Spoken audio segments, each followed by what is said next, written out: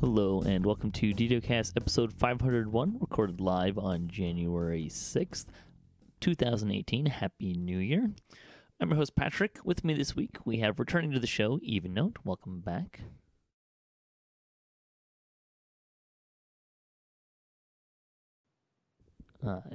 Yes, thank you for that. And let's see, we have a new guest, BandVP. Welcome. Thank you very much for having me on the show. Yeah, absolutely. And I apologize to listeners because I didn't turn Evennote on my end before she said hello. So say hello again. Oh, hello again, and congratulations again, Patrick, on your 500th episode. Wanted to make sure people heard that, because that's really an amazing achievement. Yeah, that's why I was a little stuttery there. I was like, oh, I didn't push that button. Oops. Yeah, I'm thinking, does he not want me to congratulate him on 500? No. Just forgot to click a button. That's all. So many buttons to push. Speaking of buttons to push, this week's screenshot, Shambles does some last-minute shopping for a festival in the 348th screenshot of the week. It's a nice, very nice shot of the new market tent. Very festive, and I love the color contrast with the Warforged there. It's a nice job. That's a really nice shot. Yeah. We like to talk about Dungeons & Dragons online nearly every weekend. You can watch us through YouTube, Twitch, the DDO forums, iTunes, or from our website, DDOCast.com. DDOCast is hosted by Cyber the awesome podcast hosting network. Shows are usually available within a few days of recording. And the next show will probably be next Saturday, and you can stay updated by following us on our social media pages or our website, DDOCast.com, with our calendar. On the podcast this week, it's still a slow news week. Happy New Year. Devs are still kind of coming back from vacation. I hear that there's a snowstorm in the eastern half of the U.S. It seems to be pretty much cold everywhere around the U.S. So I hope you're all warm if you're in the area. But we do have some community news, so we'll talk about that. Also, we need to explain a little bit about what's going to happen today, because, especially for those who are live with us, as I mentioned during episode 500, I'm changing how I'm doing DDOcast. Functionally, what that means is the shows are actually going to be recorded in two parts. They'll both still be live. They'll both still be on Twitch. But that's kind of how I'm going to start doing things. Part of that is to try to tighten up the show times. I'm going to try to get the show times down to more like around an hour. So we've actually already recorded our roundtable discussion. That section of the show will now be moving to the end of the show, and the news section will be moving towards the beginning of the show. So moving things around a little bit. All of the content, or at least 95% of the content, should still be available on Twitch, and the finished published show will still be available in all places it's always been. So none of that's going to change, but hopefully this will end up in being a little bit shorter time commitments for myself and my guests, a little bit shorter podcast episodes, because I know some people would like the episodes to be a little bit shorter as well. But that's what's going on today, so that's why this might be a little bit weird for some people to kind of figure out what's going on. But that's how we're going to do things going forward. We're going to see how that works, and hopefully it works really well. So with that, we're going to get into game news, which, like I said, there's really not a lot of game news.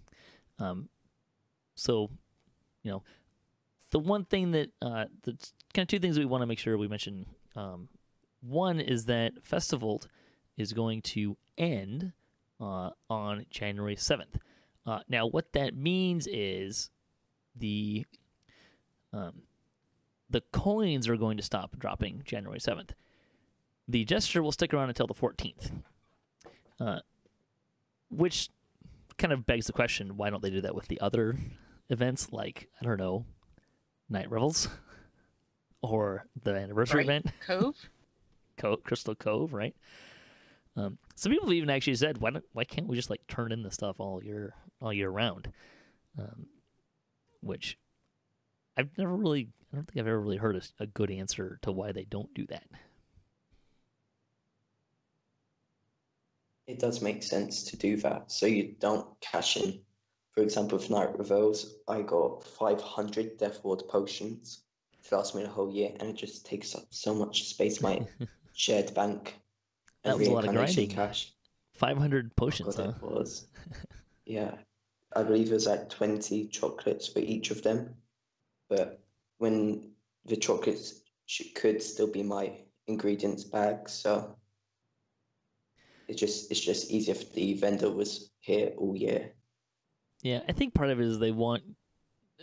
Well, with Night Revels, there would be a noticeable problem in that, the ingredients kind of go away at a certain point, and it's at what point do you turn that off? And having it tied with the event does make some sense, for sure. But at the same time, there's plenty of people who would like to, or at least, the week-long buffer is nice, right?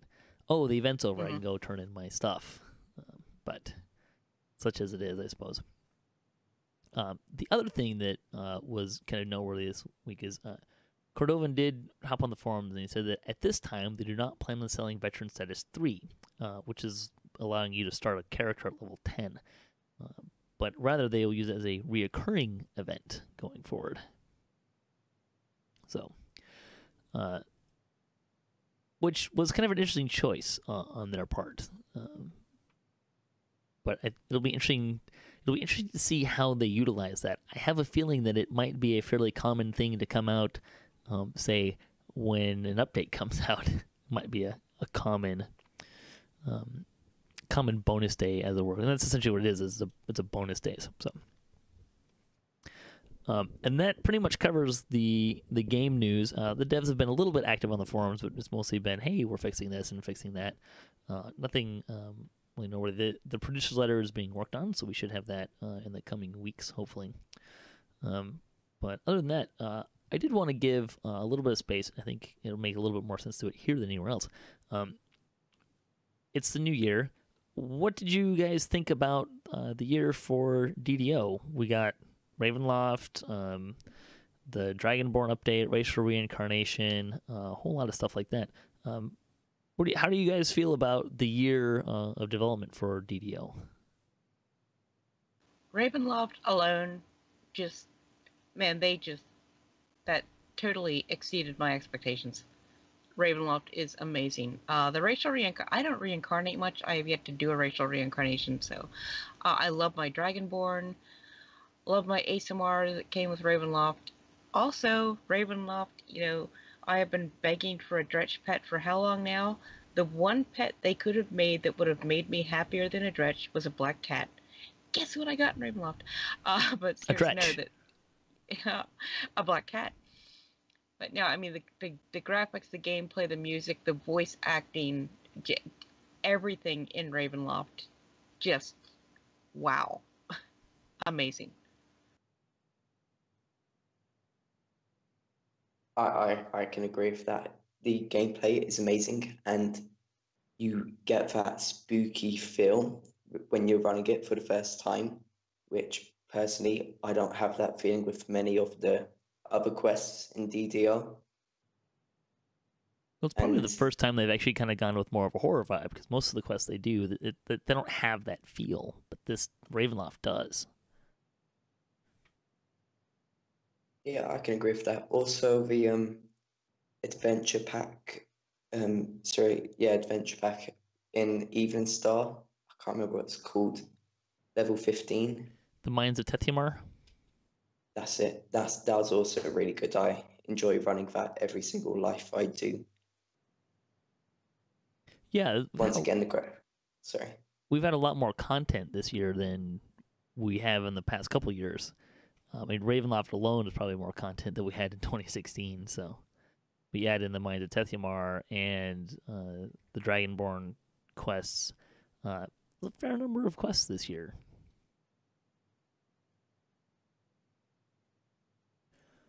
Yeah, you had a Dragonborn coming out with the newcomers, Black and Blue, I believe it's called, and Rising the Storm Out, RSO.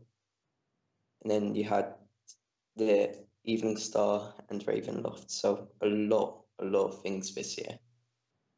3 raids, 2 races, number of quests. Yeah, good year, I think. And Racial Reincarnation seems to be popular, and Reaper mode.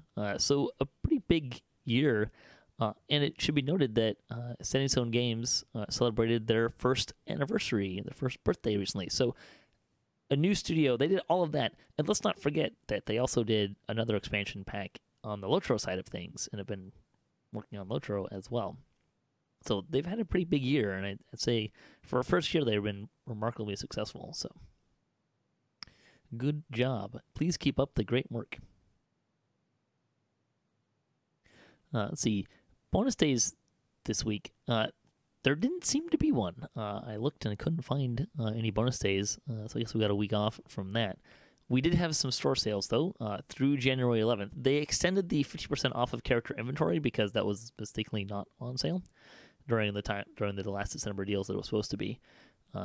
However, this is kind of interesting. So the last 2 store sales have actually been new groupings of sales. This one is Customize Your Campaign. You can get 20% off of select adventure packs, monster manuals, and attack spell items through January 11th. You can also get a free Lesser Slayer count boost with the coupon code SLAYER. Then the store sale the week before was more alt focus, so those character slots and lower level tomes. So it's kind of neat that we're seeing some new sales. We might see some new sale groupings going forward. That'll bring us to community news, and we had the 265th Chronicle. If you are interested in raids, the High Lords of Malkia are kicking off their 5th annual teaching raid series. They are starting with Legendary Shroud. They do this every year at the beginning of the year, and they've been doing a really great job with it. This is led mostly by Voodu and his guild, who's on the show a lot. He also, on his YouTube channel, they actually stream these, so you can see all the different raids and that you can see how they do it, and you don't have to just be in the raid, so you can watch that live. You can watch it on his YouTube channel later. The Hive leader delved into Ravenloft, bringing a unique tabletop session. Keltaran wants to know what the scariest looking sword in the game is.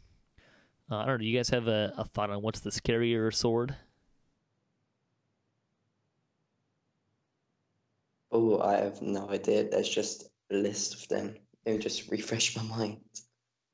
Spinal Tap got a few shout-outs. It seems to be a pretty popular one in that way.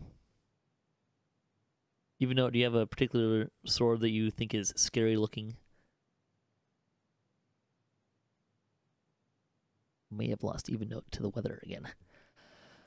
Let's see, the guild hall for the week. The Shadow Touched are level 80 guild based on Galanda, looking to grow their numbers. The guild welcomes players of all levels and experience, from brand new to triple completionists. You can find them in-game to contact. Let's see, the comment for the week. What is the little-known side benefit of festival cookies? I would have to say probably something along the lines of gaining weight. Although it's not necessarily a little-known side effect from eating too many cookies, right? Oh, gosh.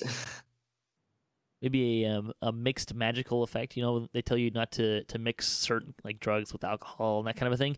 I'm thinking maybe if you eat the wrong combination of cookies, you could have some very unintended consequences. A terrible sugar rush. Hey, a permanent haste effect or a short-term haste effect? That would be awesome. Or get given a wrong cookie and have a bit of rage. Yeah, that could be some interesting things you can do there. Let's see, Fansite News, DDO Players News had their year in reviews show. So if you want to kind of get their take on how the year went, you can check that out. DDO Players News also has outtakes from 2017. So if you want to hear, they actually, when they record, they start recording basically when you join the call. Then they will occasionally, at the end of the show, or I guess this time they kind of just a full sort of pseudo episode, kind of short video of outtakes. So you can kind of check out, see a little bit behind the curtain and some of the before and after chitter chatter from that. Grimoire had her puzzle app was updated, so she has a DDO puzzle app you can get on, and I think it expanded to Windows as well recently. So you get it on Windows and Android and iPhone stores, and just different puzzles for the game. City wrote about gear from levels 10 to 15. Mickey put all of her Ravenloft video walkthroughs together, so you can check out that blog. If you haven't been to Ravenloft, you want to kind of see what it has to offer. She's got all of the quests on there, so that's pretty neat. Yeah, she done them all epic elite, except from the raids. She done them epic hard in a party, but they're actually really good videos. Let's see. Make Vegan Pants was getting closer to level 20 in her latest show. Bard Life bring in the new year. Whispering Void finds out why you shouldn't drink the water on YouTube. And A Very Bad Guild enjoys a particular brand of pizza. So you can check out their humorous show as well. Let's see. Also, DDO Unlimited is close to hitting 10,000 follows on Twitter, so that's pretty neat. Let's see. Other stuff going on. DDO Players News also had their 160th episode this week, so you can check that out. See, the Damsels of DDO had their holiday card. This was a neat little graphic. This is from Clankenbeard, who is Lesla's husband, and he does some really fantastic art for them, graphical art. So it's really nice looking, really great holiday card based on things from their show, what the others thought that they would get for Christmas under their tree and in their stockings. It was a great job by Clankenbeard. And as we mentioned, High Lords of Sorlona, their teaching raids starting tonight on Solana with Legendary Shroud, and you can watch those live going throughout. But we'll also link to kind of the post on the forum, so you can kind of get an idea of where you might look to see the future ones for that. Let's see, DDOCast news. DDOCast Splat will hopefully be back not this coming week, but the week after that. Need a little more time to kind of reset from the beginning of the year. But looking forward to getting back into that. Let's see. This is in general game news. Massively OP had their 2017 awards, and they were looking for, there's a lot of different awards, but DDO was actually up for Best Expansion, and is doing pretty good in the poll, actually. I don't think we're going to win. Guild Wars 2 is far cry ahead of us, but DDO is in a comfortable second place. So the fans really kind of have undergone a little mini campaign to get involved with that. So we'll link to that in the show notes as well, if you want to throw your vote in the ring there. Those things are always kind of weird because it's kind of a popularity contest. But I think it also does say something when the fans or the players of a game kind of go and vote for their game, right? DDO is actually doing really well. As you said, it's doing really well, and you can vote for Ravenloft. And as you said, we're comfortably second, quite far ahead from number 3. You said Guild Wars, I believe it's called, Guild Wars 2. Are quite far ahead, and as great as we're doing here, as a community, we're all voting. I don't believe, as you said, we'll be at a number 1, but we have done really well, and Stand and Stone Games have done a really good job this year. Yeah, I don't know what's going on with the Lotro side of the Stand and Stone Games community, but DDO is pulling their weight, which is really neat. It's kind of fun to see too. So.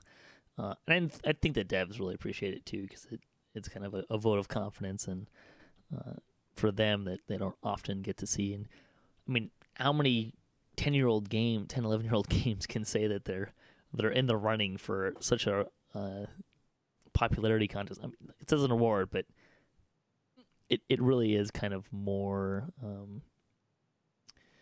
really is more of a popularity contest than an actual award voted on by people who know what they're voting on and are fairly judging these things. But right. With that, we'll do our lightning post here. No comments this week that were really pertaining to what we're talking about, but that's not unexpected. Well, there are a lot of people who said, "Hey, happy 500," which we appreciate. Thank you for ringing in 500 with us. Here's to at least 100 more. I don't know if I want to say 500 more because that's a big commitment, but we'll say at least 100 more, right? Our survey questions of the week comes from Scaldrum on Galanda. How do you handle traps? It is very annoying needing a rogue or artificer level and spending all the points in spot, search, and disable. Well, I actually I don't put levels into rogue. I'm very much a single class person. I don't really do multi-class, if I'm honest.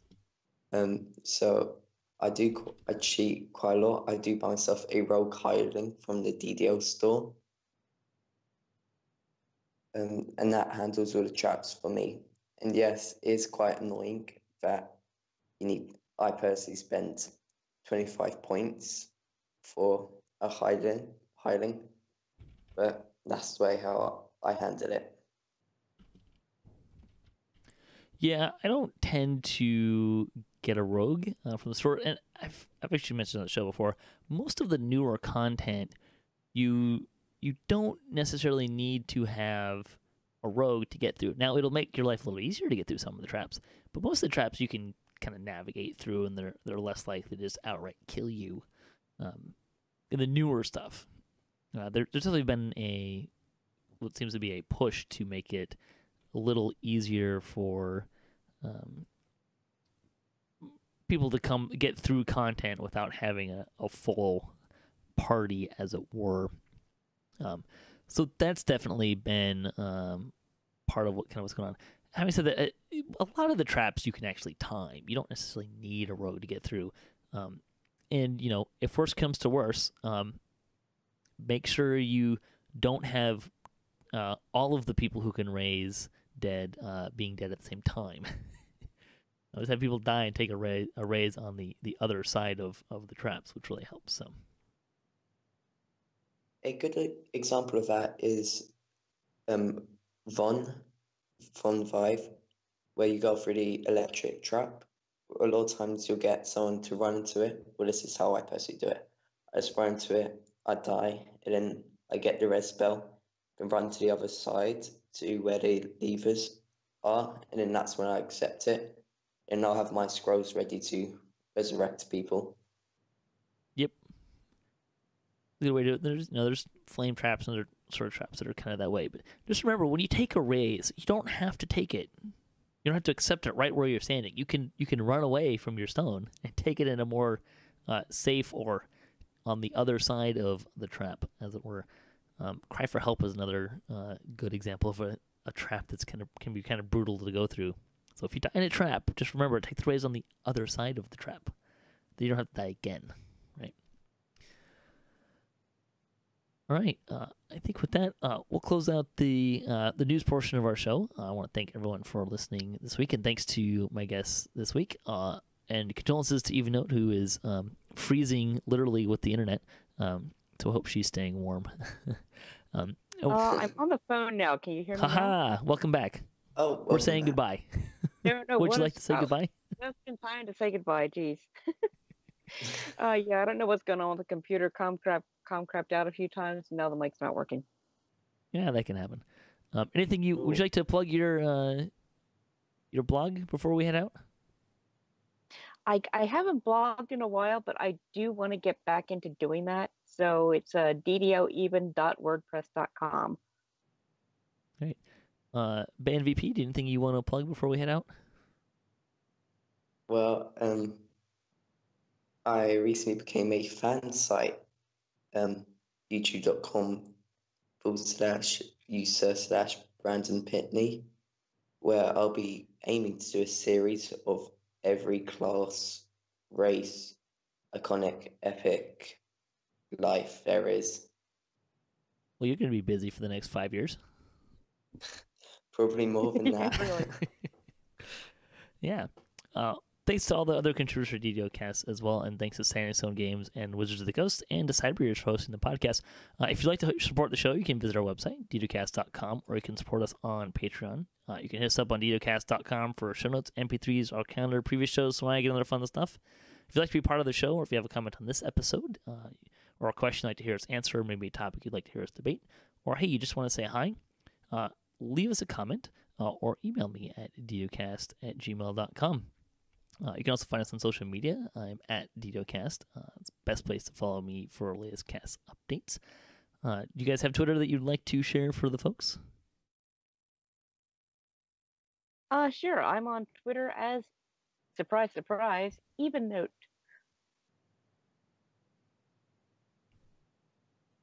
I can't remember my Twitter off the top of the head. I'm checking Okay. it right now.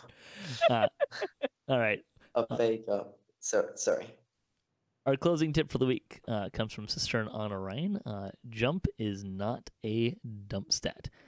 Stay tuned for part 1 of our Mists in Ravenloft coming up next.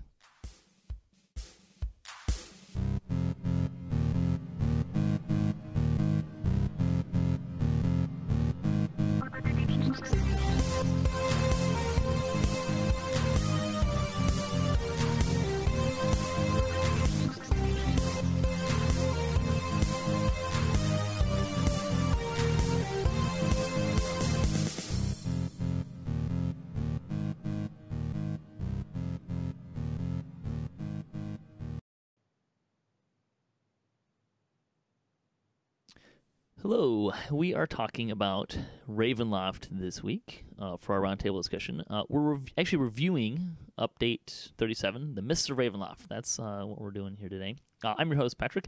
With me this week, we've got, to discuss this, we've got Draculetta from DDO Players News. Hey, everybody. Thanks for having me back, Patrick. Yeah, we've got Evilbeeker, our resident Ravenloft expert. Ho, ho, ho, everybody. And we also have Voodoo returning, our resident raid expert. I did not shave or study for this. That's okay. So what's going on here? So we're doing things a little bit differently now. If you missed DDOCast 500 and kind of the explanation of what's going on, what's happening is we're going to be recording the roundtable discussion separately. So if you're watching live, this will be a little weird of an experience because we're going to start and stop a few times. We'll keep rolling live, but it might be a little weird, and we're going to reintroduce ourselves, and it'll be so that the reason why we're doing this is we're going to take this roundtable discussion. I'm going to chop it up into a couple pieces, tack it on the end of the news segment to create a show. That's how we're going to do things going forward. There's a couple reasons for that. One is for time. Just one, I'd like to try to get our shows a little bit shorter and doing it everything live together. I've been aiming for an hour and a half, and maybe like 50% of the time I've been succeeding with that. So I'm hoping this will help get the shows down, maybe even more towards an hour. It's also time for myself to try and consolidate things. And also, if I'm really truly honest, it stretches out the topics a little bit more, so I don't have to come up with as many topics to deal with. So that's what we're doing today. So we're going to be talking about the Mists of Ravenloft over the next couple of shows, and just kind of give our review of that. And I think really quickly, let's just go around the horn. What's your first reactions, initial thoughts, thumbs up, thumbs down? What do you think about the Mists of Ravenloft? Well, I'll start out here. I think it's a huge thumbs up. I think that the content is original. It is horror-ish. I mean, it's definitely a different vibe than Eberron or the Forgotten Realms. I think it's a great update for something that's D&D and DDO, but a little different. I can't stress that enough. I would agree. I will say they did a great job of capturing the whole vibe of Ravenloft. There's a few things I would have liked to seen them do different, but overall, a big thumbs up. I think the quests are well put together. The writing is good in the quest as well. So overall, it was a good job. I'm going to give it a thumbs up, but not as big of a thumbs up as the others. I really want to emphasize that. I think they did a good job. It's visually beautiful. I'm going to give it a 9 out of 10 for visually. And, I've been pretty impressed with the rollout too. I expected to be a lot more bugs and stuff. We're not bug free. The hitching's been really annoying. I had disconnection problems until the first patch. I was DCing like every couple hours, but that's stopped now. But overall, the rollout, I think, has been pretty good. Considering it's this big expansion, I think they did a good job. Yeah, I want to get into that, what you're talking about a little bit more, but I agree. I think it was a cleaner rollout than I think we're used to seeing, which is great, and we love that. I think that the thing that really stands out to me is, one, it's really solid content, but and the vibe's kind of different. The thing that really stood out to me is the polished edges, kind of the stuff on the periphery of what you might think about. And what I mean by that is you're talking about the visuals, and the audio landscape is actually really good as well. Specifically, I'm thinking like some of the DM voicing, which we'll talk about. If you're in the Explorer area, every once in a while you hear these kind of like far off screams. But it's just some of that stuff. It's hard to explain, but it's if you get those few things that are kind of on the outlier, even though it's a really small touch, it really opens up the expanse of kind of what you're experiencing. I think that really kind of stood out to me, which is kind of weird because it's the stuff that you wouldn't really think would stand out. It's the stuff that's on the periphery and stuff like that. But yeah, I think it's really solid content and really enjoyable, replayable, and a really just a solid immersive experience of what's going on. I want to start by talking about the content because that's the biggest part of what we got, and we'll just kind of go through some of this stuff. We'll kind of piecemeal it out a little bit. I want to start by talking about the Explorer area. What did you guys think about the new Explorer area? The biggest thing that I saw in the new Explorer area, it was the art. The graphics that they used for this Explorer area were all brand new. You didn't see anything duplicated from a previous update or a previous dungeon or anything like that. I would say almost all of it was generated new just for this content, and that visually made it a lot more stunning than I think some previous updates. The Stormhorns was great. I think this was one step better. I thought it was absolutely beautiful. I'm really impressed with how large it is. That when you open up the map, it's just so big, and there were so many things on the map. I'm like, ooh, what's that? Ooh, that looks cool. Oh, what? Can I go over there? Like, so huge, beautiful. I give it an A there. I really would have liked to seen Barovia be a public zone. I was a little disappointed that it's just a couple of taverns you go into. Yeah. I also, because you can teleport everywhere and the map is already filled in, there's no fog of war like every other map in this game. I actually haven't done much out in the Slayer zone, and I think that being able to teleport everywhere discouraged that. There was no I didn't have to explore to find the quest like we did like in the King's Forest. You had to go out and find the graveyard quest, and you had to go out and find the Underdark, and so for me, the teleporters discourage that. And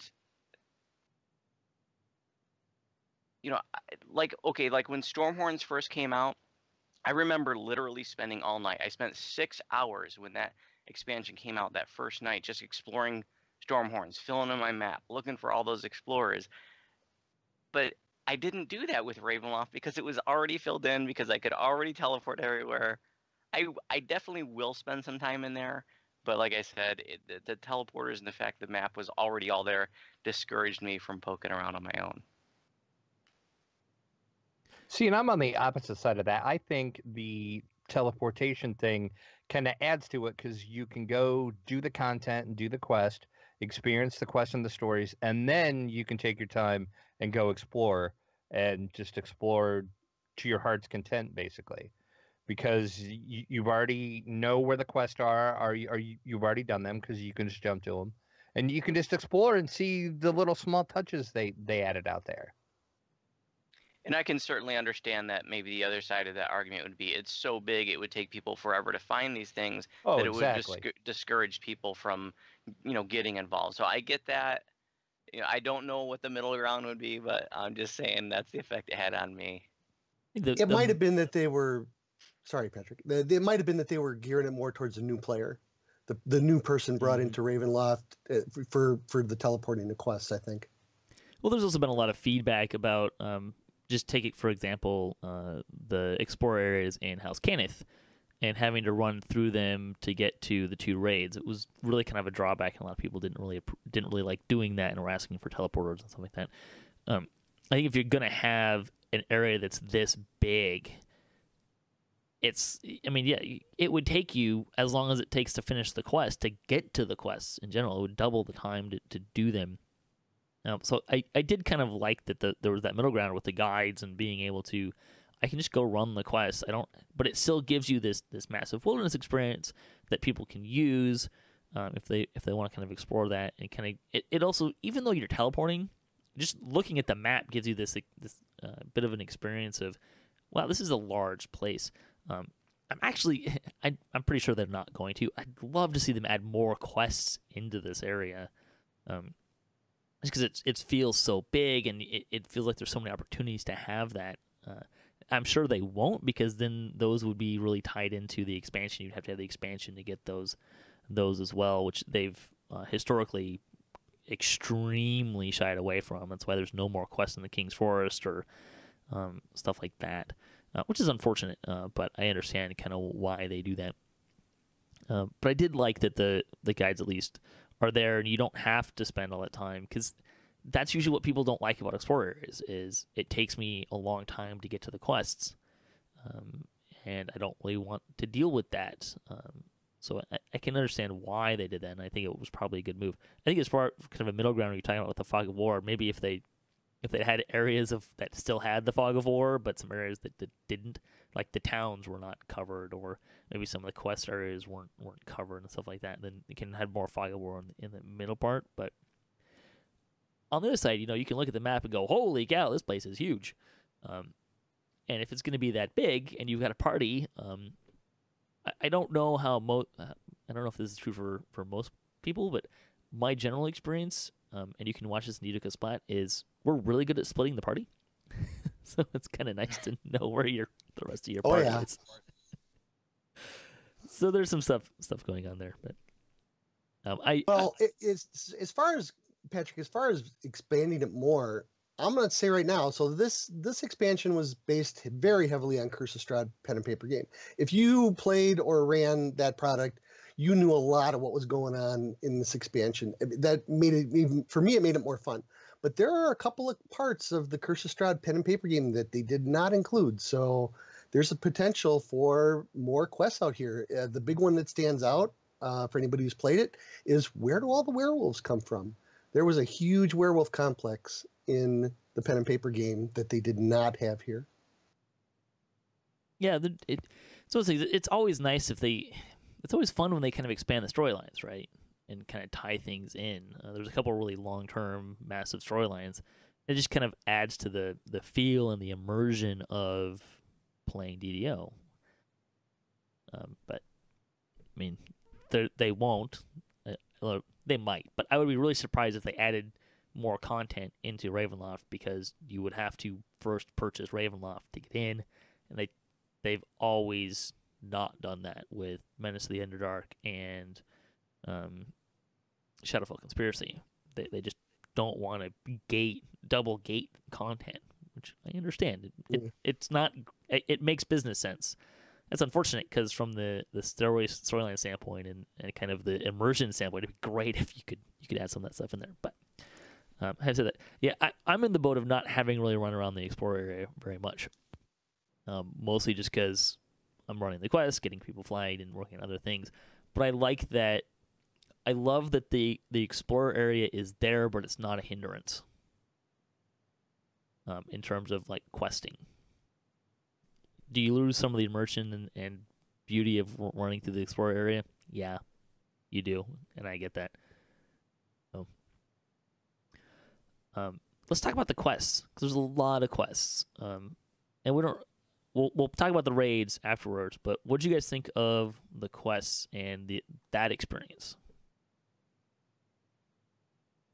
I think the thing that stood out to me most was it actually, for once, to me, felt like you were playing Dungeons and Dragons. You were having a dungeon crawl in some of them. They nailed that perfectly. It's happened before in some of the older content, but I always kind of felt like, oh yeah, I'm playing, Dungeons and Dragons, but I'm playing a video game. There was a couple of these quests that made me feel like, okay, I'm actually playing Dungeons and Dragons right now. I am going through a dungeon and I am having a dungeon crawl, and that was amazing to me. Yeah, I'll agree with Drac on that. I also loved the inclusion of the tarot cards. That was a huge part of the pen and paper game, even back in Ravenloft 2nd edition D&D. I think the way that they made that part of the quest, and every time you did it, the quest was a little different. I thought that was pretty cool. The quests are beautiful and they are interesting, and some of them are pretty long. Although people are learning short ways to do them now. But when that first day, myself and I heard lots of stories of others of people spending 2 hours or more in like Sealed and Amber, and in a bunch of them weren't longer. They're definitely non-linear, and a lot of people love that, and I appreciate that too. Some of them were so long and intricate that, and one of my channel viewers was just saying this today, is that by the time I got to the third chain, it was like a breath of fresh air to get to some quests that were a little simpler. Yeah, it is kind of funny how the third chain is. They're a little bit more confined, smaller, and like I think only 2 of them are even non-linear, even so. But I would, and I appreciate all the quests and what they did there.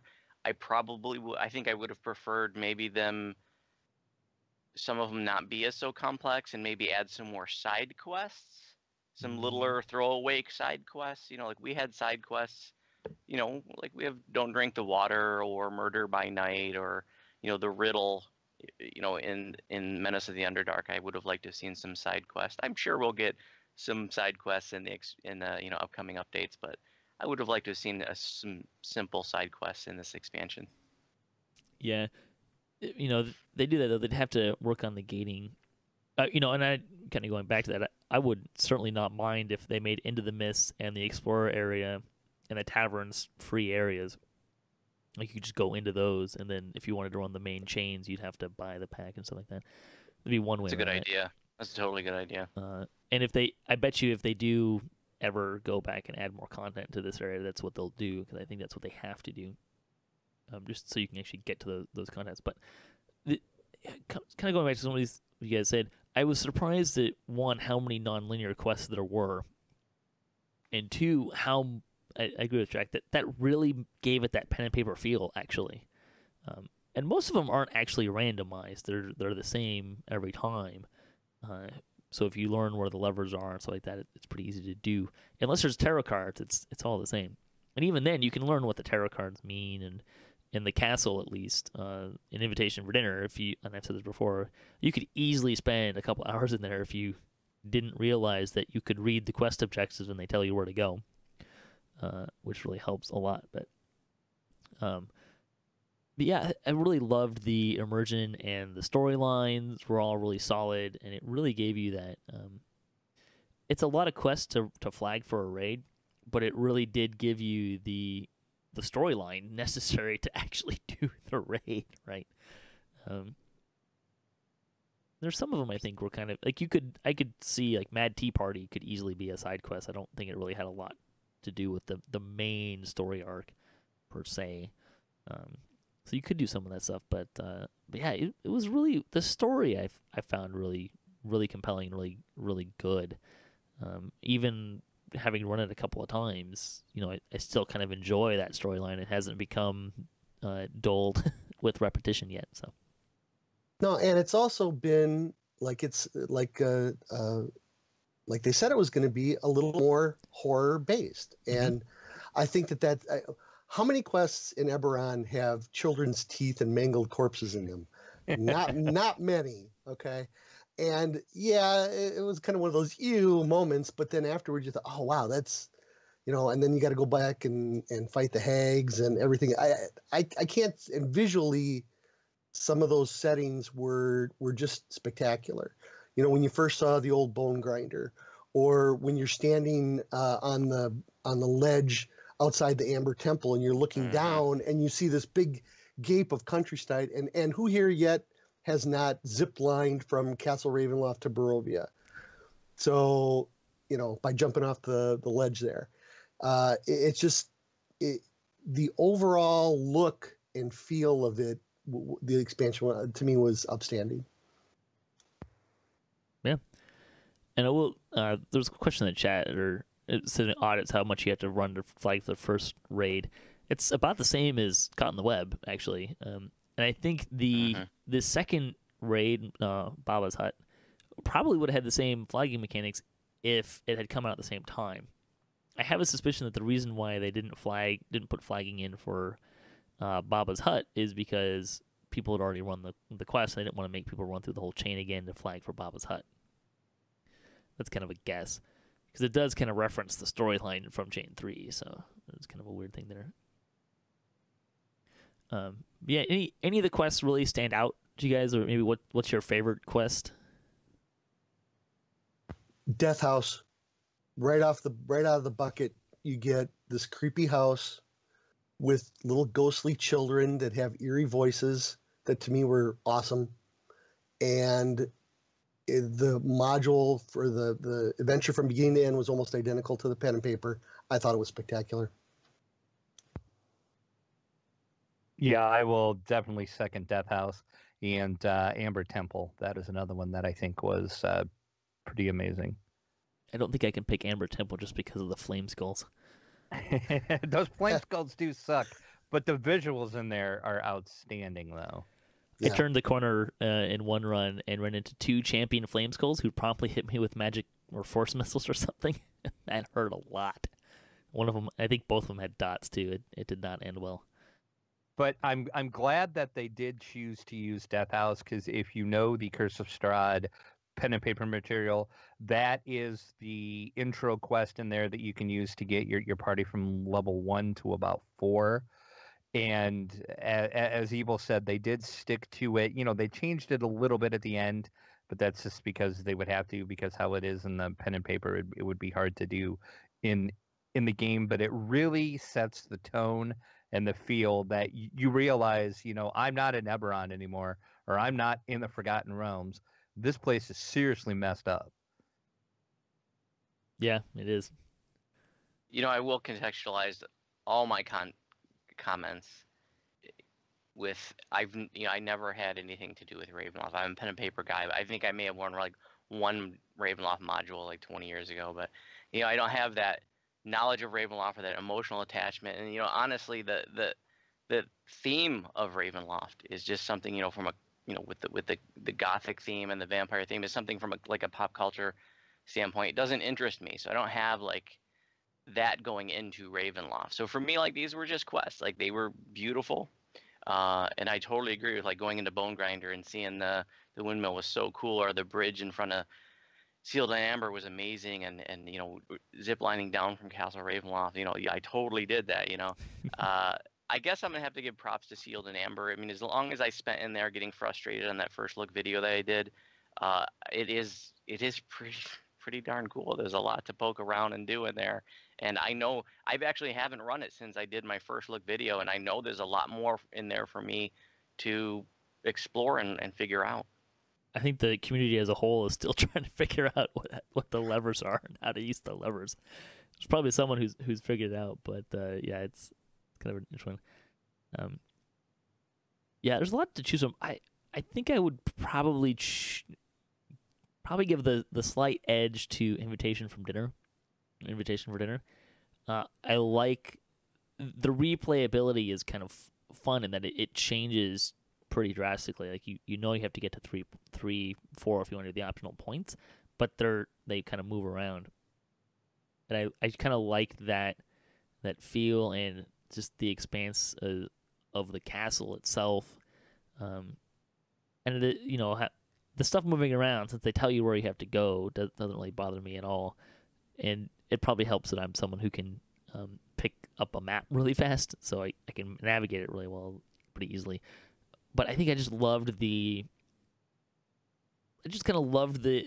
idea of going to this castle and being trapped in the castle and trying to figure out how to get out. And it really, I think it had the most pen and paper vibe for me, just in that sense of you could go in a lot of different directions and just kind of fool around, poking all the side corners and stuff.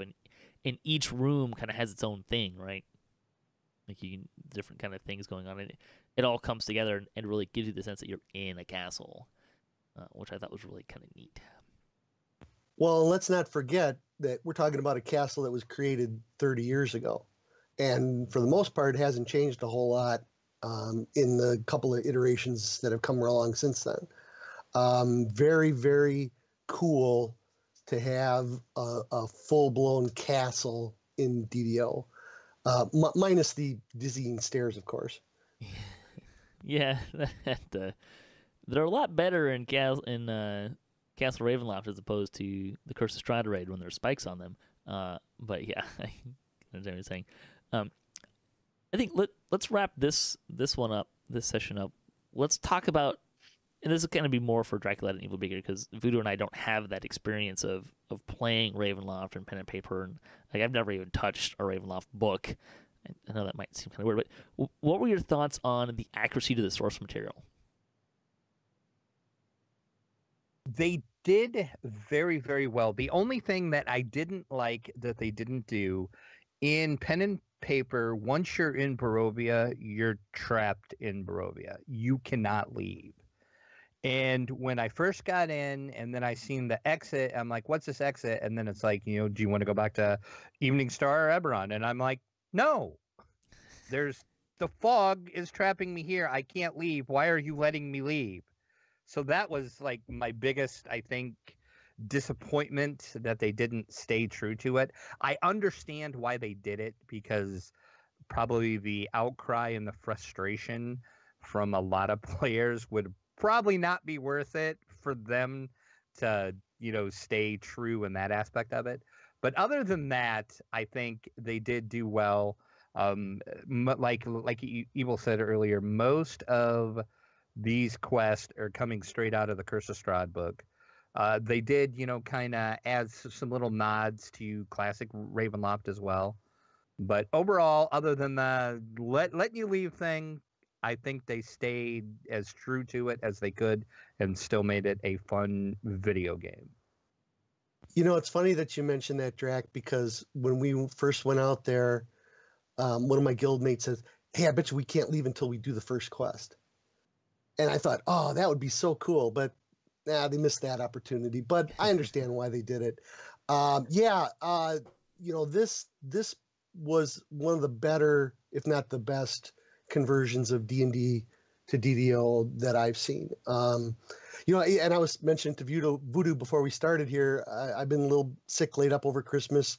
I was watching his videos, and he's walking through the Amber Temple. I'm like, no, Voodu, don't step on that spot. The floor is going to collapse. Sure enough, right there, and the floor collapsed. I'm like, oh, that's right out of the pen and paper game.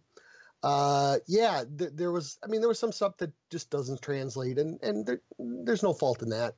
But for a good look and feel of something different DDO, I think this was really a good job. Yeah. Again, having not ever played it, I really felt like I was playing a pen and paper module, and I think they've done a pretty good job of translating that. But this is, look at Haunted Halls and Assault on Slave Lords and Temple of Evil, and this is just way bigger. There's so much more going on. Although I think it may, because the quests seem to be a little bit smaller, they probably translate it a little easier. And I did like the way they included how Strahd kind of messes with you a lot, because that was, originally back in the first edition of Ravenloft, Strahd always just toyed with the people that came in, because to Strahd you're nothing but a little toy, a little plaything, and then when he's done with you, he kills you. So I'm glad that they included that, especially in like Invitation to Dinner. You see it more than anything else, but so I was happy to see that included as well.